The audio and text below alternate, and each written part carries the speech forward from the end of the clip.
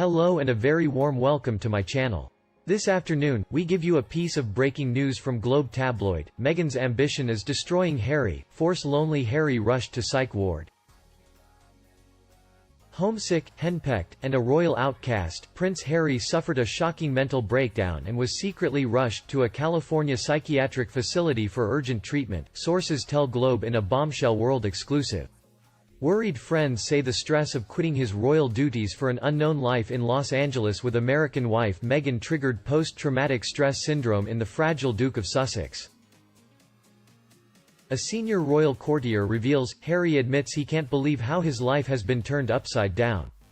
Meghan forced him to ditch his family, friends, and country to chase her Hollywood dream, but it's turned into his worst nightmare.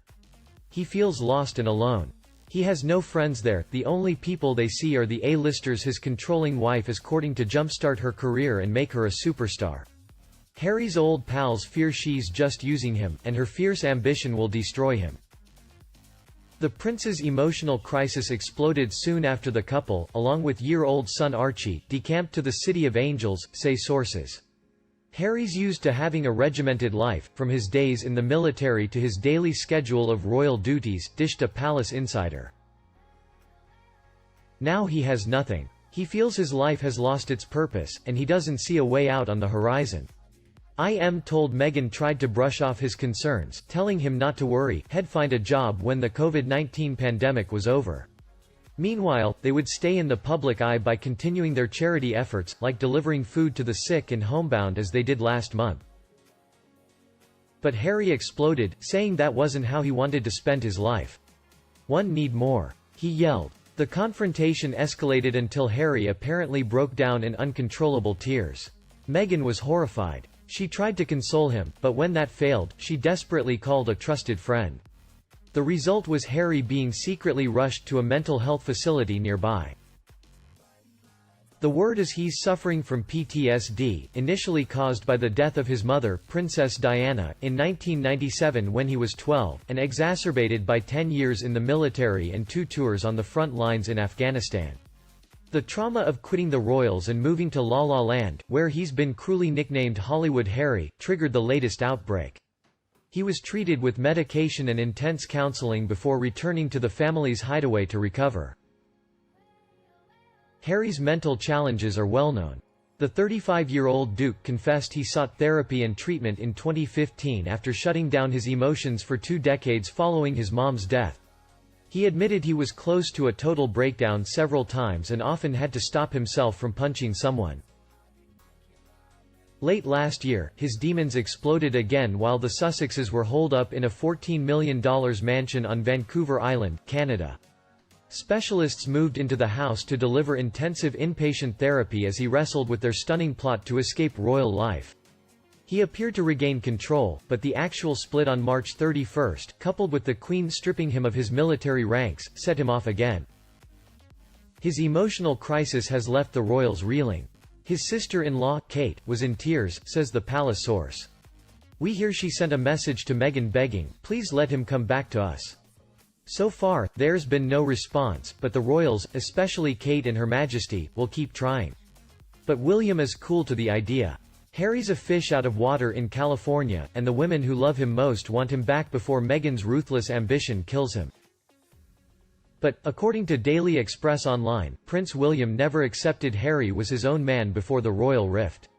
Royal author Leslie Carroll suggests future King William has had trouble accepting the different path Harry has chosen with Meghan Markle, and his brother may have never fully recovered from the death of Mum Diana. There have been numerous reports of a strained relationship between the once inseparable brothers, and Harry last year admitted they were on different paths. Previous reports suggested William did not approve of Harry moving too fast in his relationship with Meghan.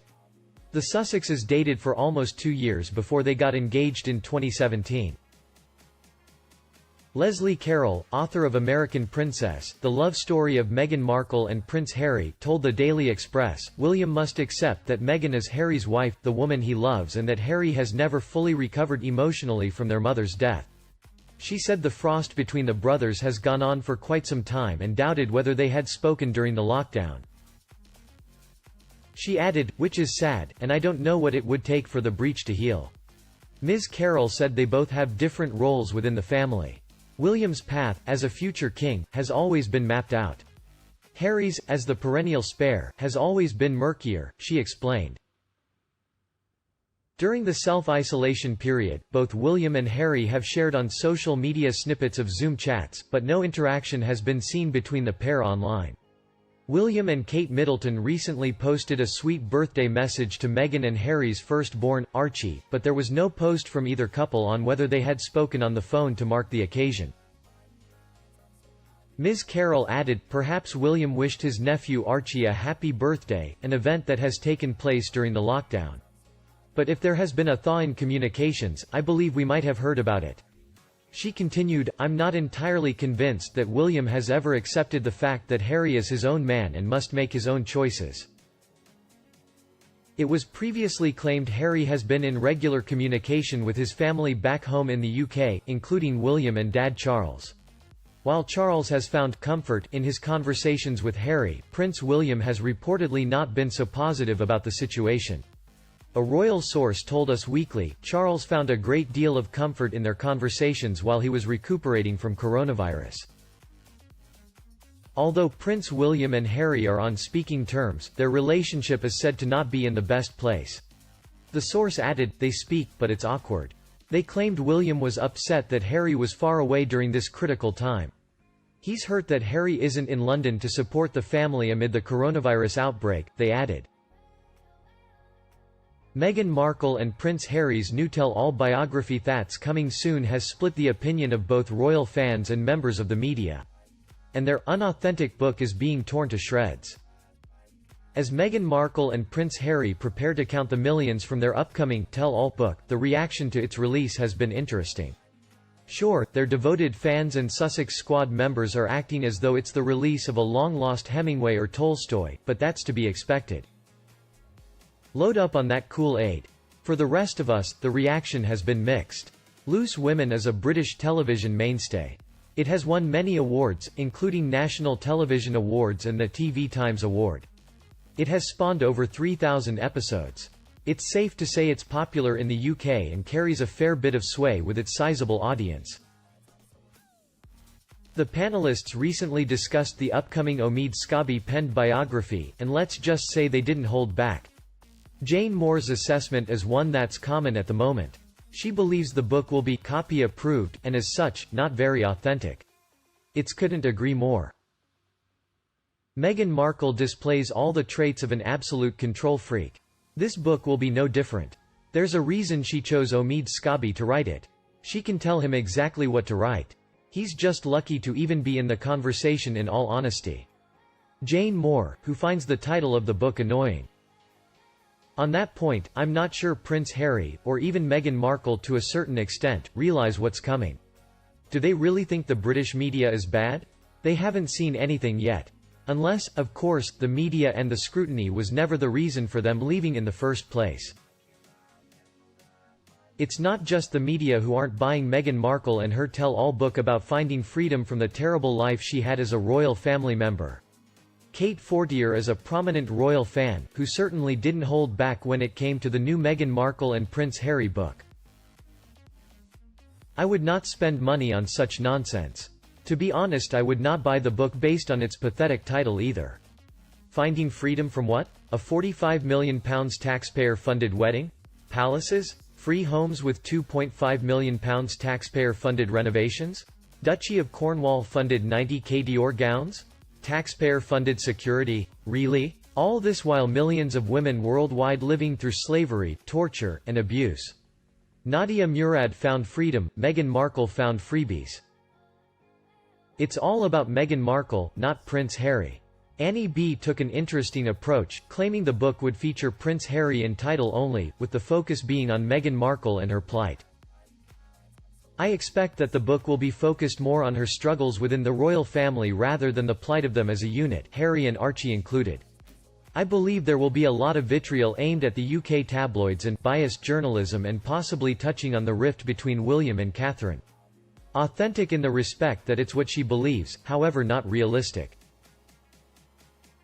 The belief that Meghan Markle has lived a very privileged life seems to occur throughout the views I've received, with Prized Princess, another royal fan, commenting, she wasn't in jail, wasn't in a war-torn zone, and wasn't trying to escape Sobibor either. A modern monarchy? If everyone else had to escape as they did, there wouldn't even be a monarchy. Murky Meg is something of an authority on the actions of both Meghan Markle and Prince Harry, although she'll hate me saying that. Her view is that a victim narrative will be a running theme.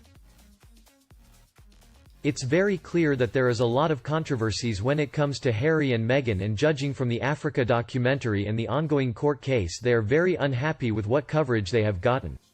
Unfortunately, being public figures, who also use the media to drive puff pieces, they are not exempt, and I expect a very biased, sycophantic biography with sugary sweet notes to try and force the victim narrative.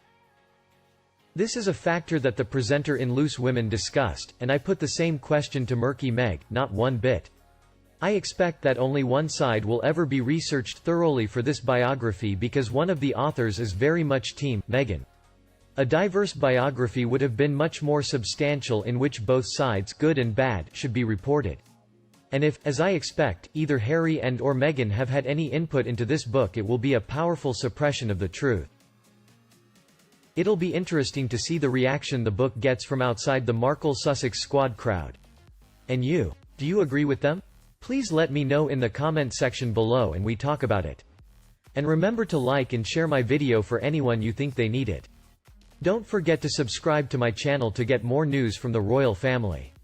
Now, have a nice day and see you in the next videos.